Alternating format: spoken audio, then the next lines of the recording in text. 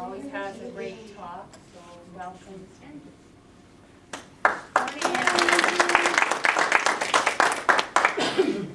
Morning, everyone. Good morning. This morning's talk is about give and take.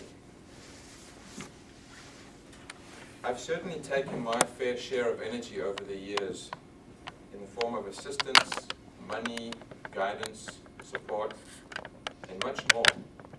And I realized the importance of giving back the same to others. Everything is energy, and the very nature of energy is to be given and received by all. When one of us benefits in any way, all of us do. But we need to keep sharing our benefits and gifts with others in order to keep growing. Energy is a dynamic, constant, and moving force, and it needs to be circulated in order to do its work.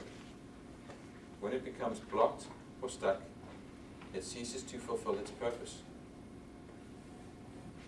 I used to worry about having enough for myself in order to feel happy and financially secure, which caused me to be too frugal and too afraid to give to others first. I had to ensure I had enough first, and some extra, before I was willing to give. This also applied with my time.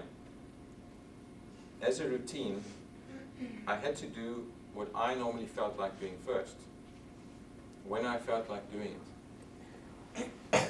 This selfishness also resulted in me being afraid to take risks and hesitating to try new ideas or different experiences, which led to a great deal of stuckness.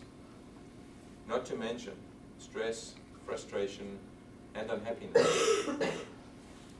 Over the years, I blocked so much energy from taking its natural course that I wasn't growing much spiritually at all.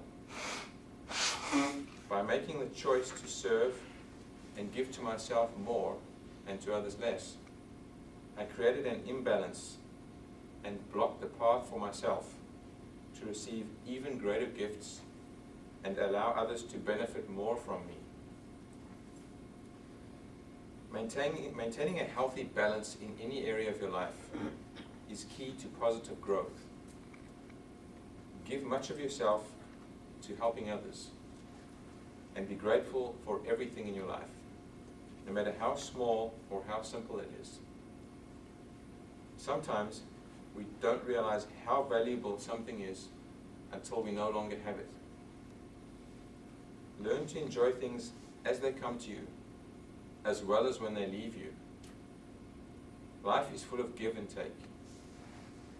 Give thanks and take nothing for granted. Give without remembering. Take without forgetting. I'd like to share the following story about the board members of a spiritual congregation in the US who had a meeting to discuss their financial needs for the coming year. One of the members suggested they each talk about the places they give money to and why they chose them. It was an interesting exercise. One woman said that she sends a goat each year, paid for by her contribution to a charity, to a needy family overseas. Another writes a check to the American Cancer Society in memory of her father each year on his birthday. Many give to their colleges, the United Way, the Red Cross, and other well-known charities.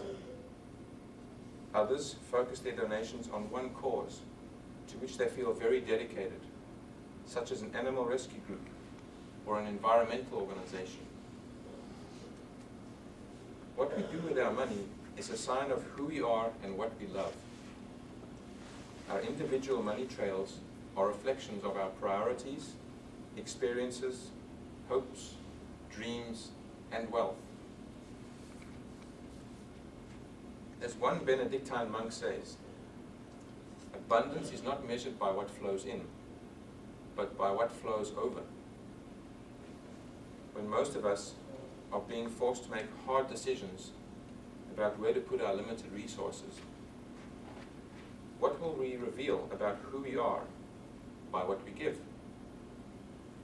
It's not how much we are able to give that matters, as much as that we give regularly. Even if this year's contributions can't match our patterns from the past, we can continue our commitments and our intention to remain connected to giving. Generosity is a spiritual practice that reflects an attitude of heart and mind. Here are some daily ways to give. 1.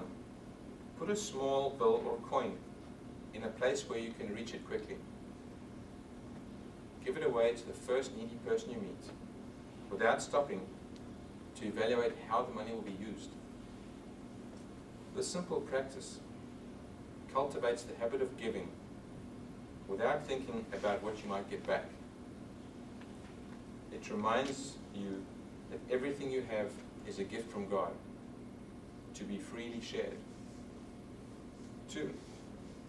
Build giving into your daily choices. Have a generosity piggy bank in your home.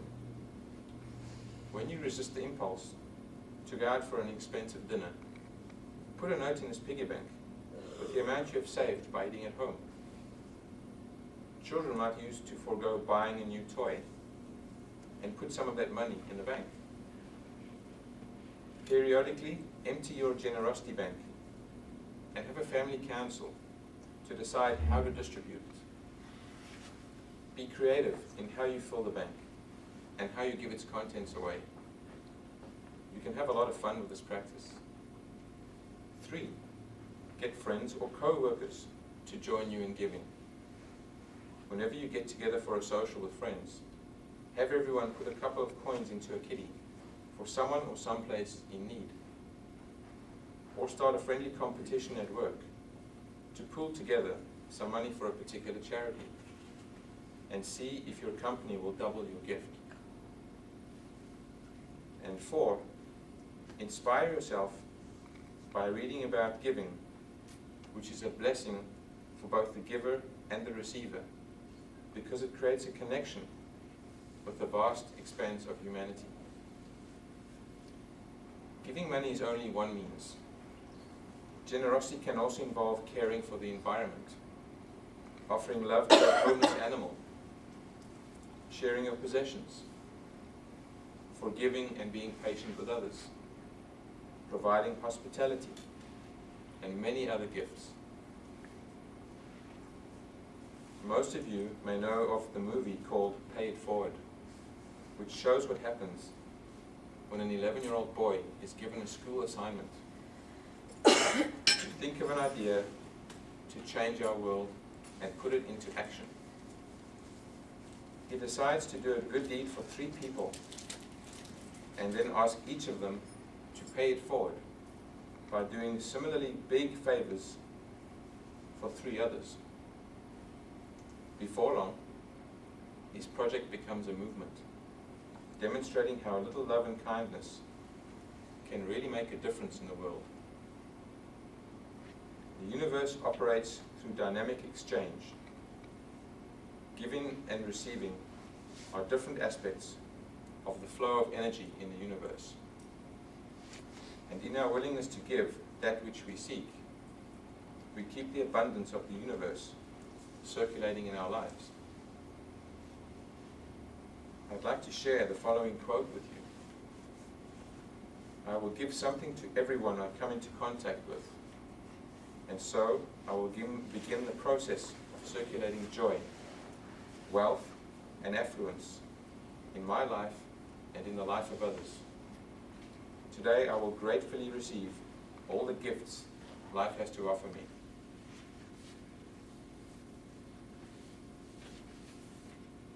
Sometimes when you go through difficulties, you learn more from them than if things were easy. This is why people go through difficulties on their path, because it throws up all kinds of emotions and things within, which they didn't even know they had. And they're tested to the limit. And in all this, if a person helps other people, then spiritual help comes back to them. It's a give and take thing. Everything that exists does so in cooperation with or as part of other things. And then they form the whole. So if you are thinking that you can receive spiritual knowledge and assistance without helping in any way, without helping other people or helping to spread it, then that is a mistake, because you break that flow of give and take which exists in nature. It exists everywhere. Nothing is in isolation. If you simply want to receive spiritual knowledge and do nothing with it, you will receive it in isolation, and the supply will be cut off. When nutrients and nourishment are cut off from something in nature, it dies out.